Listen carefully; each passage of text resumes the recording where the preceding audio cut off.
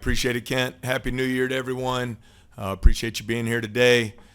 Been very pleased with the progress our team's made over the last 3 weeks as we get ready to enter league play on Saturday. Texas A&M, terrific team. Been really dominant on the offensive side of the ball when you look at the free throw battle, rebounding, and the turnover battle.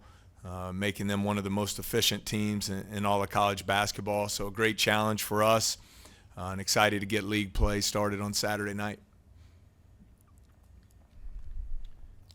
Yeah, Matt, do you feel like when you finally got Jaylen that kind of like the whole team got comfortable and kind of like fell into their roles and Jaylen kind of knew what their roles were and kind of just facilitated everything? Well, I think we've certainly played a lot better, especially on the offensive side of the ball. As far as sharing the basketball, creating some higher percentage shots. Our assist rate is way up. Our turnover rate is way down, which is important for us. You look at the last 2 games, I believe we're 40 assists to 22 turnovers. That had been flipped earlier in the year. So I think there's always talked to Jaylen about the point guard position. I think the best thing you can ever say about a point guard is to make everyone else around them better. And I think he has made the game easier for us as a team. And I think collectively we've just played a lot better on the offensive side of the ball as far as our spacing, ball movement, shot selection, taking care of the ball, playing a lot more efficiently there offensively. Yeah, I mean, since Jaylen got back, you guys have been kind of shuffling your rotations a little bit, lineups, trying different things out. I mean, how close are you to thinking you kind of have some kind of standard set rotation, or is that still something you're going to be kind of looking to shuffle here going into conference play? I think it's getting closer, Glenn. It's been a challenge from the standpoint today. We actually have 100% availability of our team, which I believe since June 1st, this is the 10th day collectively where we've had all our players available. The 3 guys who were out in the last game, Jalen Reed and Tyrell Ward, due to illness, they've been back in practice this week. And Wani Wilkinson, who was out with the hip flexor, has been in non-contact. He'll be a full go today in practice. So I think it's starting to become a lot clearer, but not a finished product by any means. You mentioned the way the schedule was kind of spread out a little bit over the holidays. How beneficial was that especially when you just got Jaylen back and trying to work everybody in? How beneficial has it been the last 3 weeks to that assist to turnover ratio you were talking about? Well, I think it's been good from the standpoint we've really played much better over the last 2.5 games, but that's 2.5 games since December 16th. So there's been a lot of practice time in there. So we've been trying to improve on all the areas we've been discussing, Sheldon. I mean, especially you look at the 3 areas that really hurt us early in the season, the turnovers, which we just discussed, but our defensive rebounding being so poor and our three-point defense being so poor. There's been great improvement there.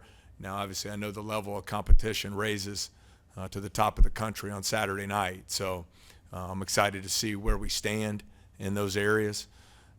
But I think the time has been good for us. We've had really competitive practices. I thought our guys came back from Christmas on the 26th, really locked in to getting better as a team. And I think we've seen a lot of progress there. Yeah, Coach. A&M only shoots like 27% from 3, but they're a very efficient offense.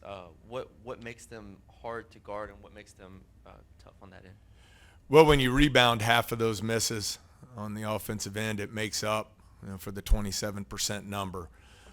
But I do think the 3 areas I discussed there in the opening make them, by the numbers, one of the most efficient offenses in the country, and that's they don't turn the ball over much. They get to the free throw line a lot and convert there, and then they're a dominant offensive rebounding team. And so a lot of those offensive rebounds lead to rim shots for guys like Coleman and Garcia. Radford was huge for them on the offensive glass in their last game.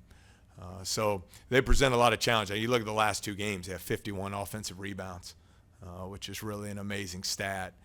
And as we all know, those offensive rebounds usually lead to some easy scoring opportunities, hence their offensive efficiency numbers.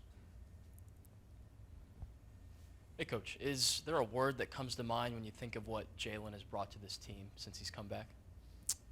Yeah, I think not necessarily one word, but I just think maybe some creativity added to our team. We've been able to play a lot faster in transition. Our shot quality has been much improved. You look at his 16 assists, only 4 turnovers since he got back with us. And I think it's just helped make the game easier for everyone else. You look 2 games ago, it was Carlos Stewart who got a lot of open looks off the ball screen offense and dribble penetration, and he really shot it well. You look at the last game, Mike Williams goes 6 of 9 from behind the 3-point line. So I think overall just that creativity and ability to play faster and the game being a lot simpler for us has been very good. How excited are you to see how like this improved roster, I guess, can stack up against the SEC? It seems like you have a little bit more size and certainly more depth. Well, that's the ultimate challenge. We know how good the league is. We hit the ground running on the road Saturday night, against a team that finished second in the league last year and returns a lot of those key pieces. So I do like our size and athleticism. I think we've improved in the rebounding stat. Obviously, that's going to be put to the test on Saturday night. But I like our team, and I've enjoyed coaching these last 3.5, 4 weeks. I think we're making a lot of progress and getting better. Obviously, a long way from a finished product, but that has to continue to be the goal for us. I think you see Jaylen getting into better shape. As it was kind of an unexpected return to play when we finally got the call there. So we're trending in the right direction, but we got to keep stacking days here in practice, keep getting better, and look forward to the first challenge here Saturday night.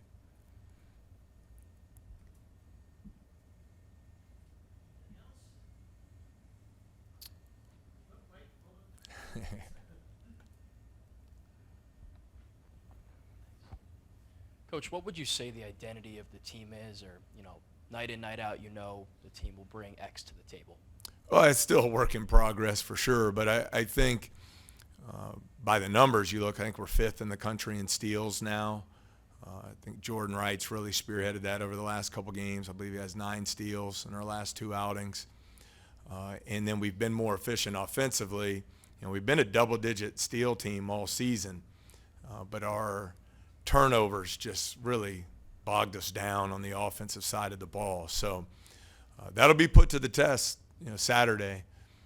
I think A&M does a terrific job disguising their coverages, mixing their switching, make it really difficult on you, and that's why they've won the turnover battle a lot this year. But I would like for us to be a fast-paced team that plays with a lot of freedom and confidence on the offensive side of the ball, and we have to be a tough and disciplined defensive team, and we're still working to improve in all those areas.